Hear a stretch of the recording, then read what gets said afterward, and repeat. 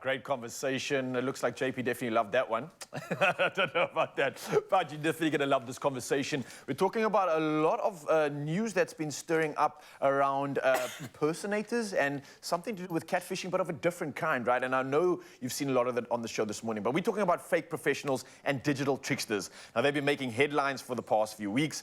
And most notably, we're talking about Matthew Lani, who posed as a doctor on TikTok. I don't know if you saw that one. We also got Ntabiseng Ramokolo, who falsely claimed to be a pharmacist online. And then most recently, listen to this, Brian Mwenda, a fake lawyer from Kenya who reportedly won all 26 of his cases despite no legal training. Now, this is absolutely crazy, the world we're living in right now, but we've got criminal law expert Fallon Taff joining us to discuss the legal ramifications for these imposters. And how are we doing this morning? Good. Yourself, Raul. Lekker, I love the dress you're serving this morning. Oh, thank you. The first question I have before we get into this, how do you get away with not being a lawyer and winning 26 cases? Like, do we congratulate this? This is impressive. I don't know. But no, we can't congratulate it, because if we're going to congratulate it, we're actually condoning what they do. Very true. But yeah, that's a good question, is how do they do it? I don't even think that the real common denominator of attorneys actually achieve this, so, I mean, really. Okay, so we have all these impersonators that are on social media, which I think is a big problem, but they are like filtering into the real world and having real world consequences. How big of a concern is it?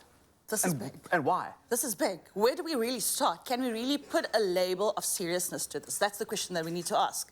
Because first of all, this is not only somebody that's going out there to pretend that they're somebody that they're not, but they're taking it up a notch to pretend that they literally are possessing over certain expertise, certain skills, certain knowledge, which they don't have. And when we're talking about these medical professionals, the attorneys that you've just mentioned, what are they doing? This is not our backyard mechanic that you're going to say, listen, I'm selling myself as a mechanic, I can fix your car. The damage they're going to do is to the car if they don't really have the skill, they don't have the knowledge. But what we're talking about here, coming to medical and legal professionals, is somebody that's willing to go to the extreme of literally imposing that knowledge that they don't have, the skill, the expertise that they don't have, and impose this on a human being. We're talking about lives being at stake here. So my question here is, people that take these people as authorities, what are the consequences to them? Consequences is always, because there's a regulatory body, whether for doctors, whether for attorneys, we all have a body at the end of the day that regulates us.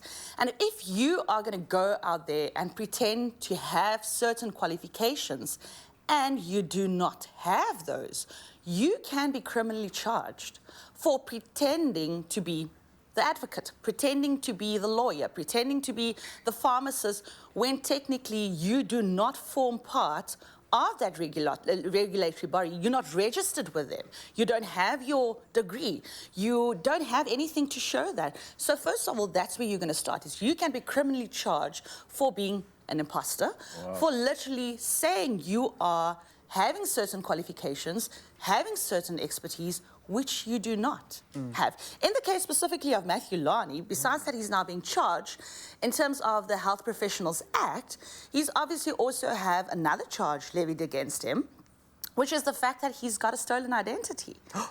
Oh, wow. Remember, he's taken on another... Yeah, look, Matthew Lani is the name that he goes by on social media. That's not his real name. That's not the real name.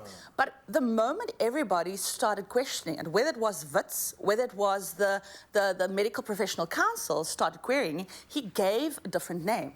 The name's the Dr. Sanele, I can't pronounce the surname, but which is a name of an existing person. Yeah. That is a second-year medical intern currently.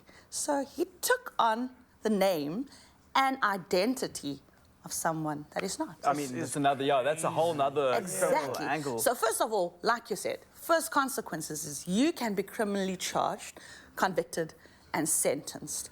If you suspect somebody, say you on TikTok, and there's somebody claiming to be a doctor or a pharmacist, somebody that they're not doing, somebody that has a regulatory body. There's a whole another discussion about other industries like pastors and religion where there isn't a regulatory body. But what can we do as citizens when we identify this stuff? the first thing we need to do, it starts with me, it starts with you. I personally feel there's going to be nothing wrong if you walk into a surgery and you literally say, listen, I need your expertise, I need your assistance, but can I first inquire from you, where's your practice number? Can I ascertain from this regulatory body whether you are indeed registered with them? So asking the professionals themselves. Asking the professional, because if you've got something to hide, why hesitate to give the documents? And how do we report it? Reporting. There are ways and means to do it, whether it's with legal practice councils, such as in the case of the advocate that we just spoke about, whether it's with a medical health practitioners council. You need to go to their websites. They have ways to tell you, if I suspect that this person are not really a registered doctor as they say they are, or you know what, something here doesn't add up. There's advice this person has given, or I just feel, you know. Just your gut, yeah. Just your gut. But report them to the regulatory body. The skin of your teeth. I mean, like, if you report them and they come clean, it's fine. Exactly. But don't also fall, if I can add it, don't fall for all those diplomas and certificates that you see in the surgery hanging there. Because, I mean, it can be as fake as a R5 note. Oh, well, Fallon, thank you so much for coming to this. This is a refreshing conversation. I think for many of us, not only just following the story, I think we've been better educated and warned on what we can expect when it comes to the space that we're playing right now. So definitely do your research, Mzansi. Definitely go and check those credentials. And if you have a feeling of any sort of concern, then follow up on it. You can definitely trust your gut on this one. There's no harm in finding out first before you go through that endeavor and potentially protect your life in the process. Exactly. So, Mzansi, you know what to do, of course. Fallon, thank you so much for coming through. Always serving us. For now, though, we're going to be catching up and continuing with the whole imposter syndrome and catfishing theme that's going down on our show this morning.